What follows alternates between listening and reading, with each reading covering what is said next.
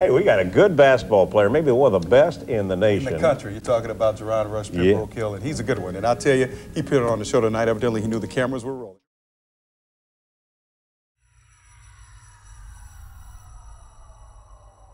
Today's feature is a story of basketball royalty in Kansas City, Missouri, and was the first trio of brothers that all at one point had at least a shot at making and being stars in the NBA. It's a fitting story when you see so many of these young guys today rushing the process and not allowing their games to develop, trying to jump to the NBA as soon as possible. None of those brothers became stars in the league, and all but one of them made it there. Sounds familiar? Let's talk about the Rush brothers, or should I say the Ball brothers before the Ball brothers, and why for each of them things didn't go as planned. For each, I'll reveal their biggest stunts and in the end what eventually happened to them all. It may not be what you think, so make sure you watch till the end. Salute to the 2K trainer on IG for this request. I thought this was a really compelling story, so here it is. It's your boy JC, stuntedgrowth3.com. You know what it is. Let's get it. Geron Rush. He can play. I don't think he was as good as Geron, though. I ain't seen nothing. Geron was awesome. Every game they went to, everybody followed him. In life, you'll either witness or learn for yourself how much little things like guidance, focus, and patience are worth in the grand scheme of your success. In basketball, those very three factors can be the very things that make or break your chances of becoming what you and everyone around you expect you to become. When talking about the Rush brothers, we have to start with, by many accounts, the best of them all. His own mother proclaimed just as much. Geron Rush was a name everyone in the state of Missouri that paid attention to basketball were familiar with, and a name even if you didn't in the city of Kansas City, you know what expectations townspeople had for him. By his senior year in high school, Geron was a three-time state champion, McDonald's All-American, and had offers from every school in the nation, including the biggest of names in Kansas, North Carolina, and of course, UCLA. We'll talk about those state titles later. Rush was a star in 1998 in the McDonald's All-American game, filled with recognizable names like Richard Jefferson, Eric Barkley, Corey Maggette, Quentin Richardson, Frank Williams, Stromile Swift, Rashard Lewis, Al Harrington, Mike Miller, and Ronald Curry. Geron finished second in scoring to Curry with 19 points and looked ready to become a one-and-done college player and jump straight to the league. Everyone expected him to go to his hometown school, Kansas, until things got dicey, involving boosters, hundreds of thousands of dollars, cars, clothes, and under-the-table handshakes that would eventually come back to bite Rush on both hands. He decided to take his talents as far away as he could with the help of his mother's advice to California and UCLA. And this is where he'd run into one of his biggest stunts, rushing the process, trying to go pro, and not letting himself physically and mentally develop enough to succeed at that level. In his freshman year, Rush averaged 11 points, 7 rebounds, shot 26% from 3 and 64% from the foul line. He was a Pac-10 all-freshman team performer. As a sophomore, Rush was clearly not in possession of a game that could survive as a small forward in the NBA, with no real moves except for being super athletic and tough. He was more of a power forward than a wing that could create for himself, others, and lead a team as a featured player. Mentally, he also proved not to be ready for some of the trials and tribulations he'd soon face. He just wasn't disciplined enough where he was into his craft like most people. He missed 24 games as a sophomore, only appearing in 9 because of the NCAA investigation and ruling in him taking benefits. After an incomplete year where he didn't show he was ready, Rush decided to enter the draft. He averaged 12 points, 5 rebounds, and benefited from a shortened season for him with inflated shooting numbers. Yet and still, he went undrafted. In the news, he was labeled the poster child for an ill-advised exit, and I couldn't agree more. Things for Rush took a train with no brakes downhill ever since. Stay tuned. Kareem Rush. I should just breaks my heart, man, because I knew exactly what he could have been. It pushed me to get out of that shadow and work hard on my game so I can create my own path. Kareem is the all-important, most times glue of it all middle child. After seeing the events that played out for Geron, Rush vowed to work as hard as possible not to have that happen to him. As you could imagine, the expectations skyrocketed, with him striving to become the first brother to live up to the billing his family name carried. He would spend hours and hours in the gym, sometimes even falling asleep, waking up and sprinting home before his mother started to worry. He would be in there just shooting and shooting until his arms were sore the next day, his friends recounted. And shooting is the very thing Rush perfected, was known for, got him to the league, and also typecasted him as a guy that could only do one thing, his first stunt. Unlike Geron, Kareem did decide to stay close to home and attend Missouri after also being highly recruited.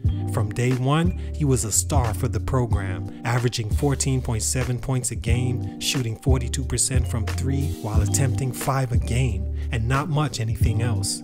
He would also miss 9 games that year in the same scandal his brother was caught up in. As a sophomore, Kareem led the Big 12 in scoring at 21 points a game, 6.7 rebounds, shot 44% from 3 while attempting 6 a game, but his team lost to Duke by 7 points in the second round of the NCAA tournament.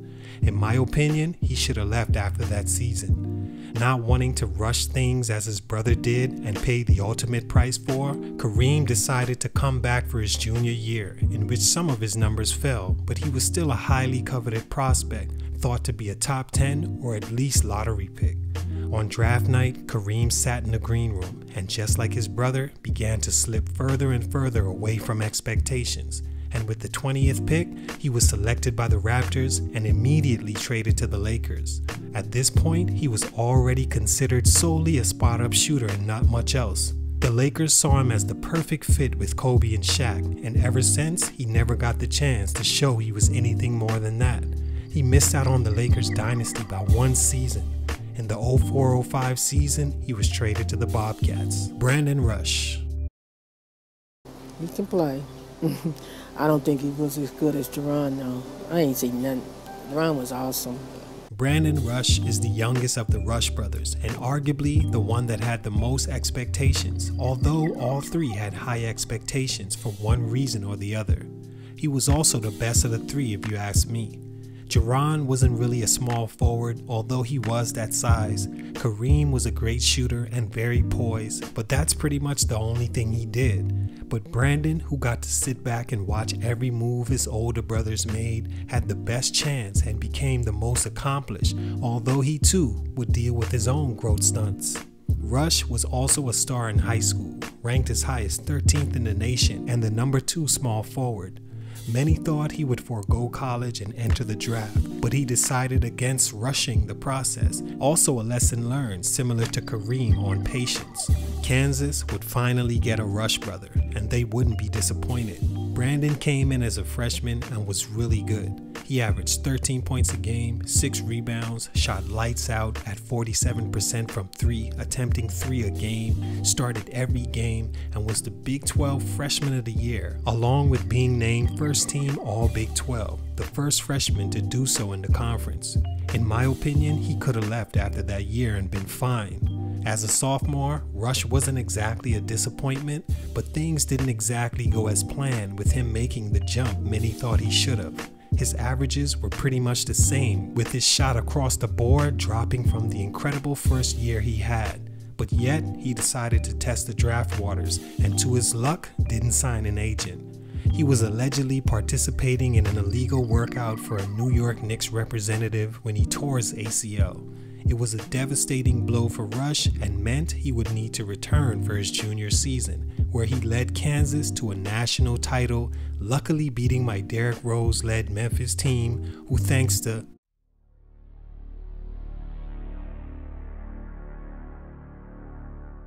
a lucky Mario Chalmers shot, lost and gave Kansas the chip. His numbers were his worst across the board, and he showed he wasn't really much of a star player, and had an injury most GMs would rather stay away from by now. He entered the draft after that season and was selected 13th overall by Portland, then traded to Indiana. What happened to the Rush brothers? I mean, not being drafted, and they just devastated him. And after that, he just looked like he just went downhill after that. After the expectations for the Rush brothers weren't realized, the result of those expectations could be seen and discussed in hindsight more clearly. Geron Rush, the oldest brother, was affected the most, being the oldest and only brother that didn't play in the NBA. It's tough having 3 brothers all make the league. We see it now with the Holiday brothers, and we saw it attempted with the Ball brothers most recently. Geron suffered because he wasn't developed as a player and also leaving school too soon. After going undrafted in the 2000 draft, he played in the ABA but was let go early by the team for reportedly not showing up for mandatory engagements and not showing interest. He later admitted that things were difficult for him mentally with everything he went through and having to come back to his hometown with nothing. But Geron had an even deeper problem of alcoholism and was checked into rehab that same year. He played 14 games for the Roanoke Dazzle in the D-League and averaged just 1.8 points. He'd returned to the ABA in 2002 and was released by the team again for missing practice. He checked into rehab for a second time and retired from the game. He would continue to slip deeper into alcohol, trying to deal with his situation. His 3 high school state championships were stripped from he and the school soon after.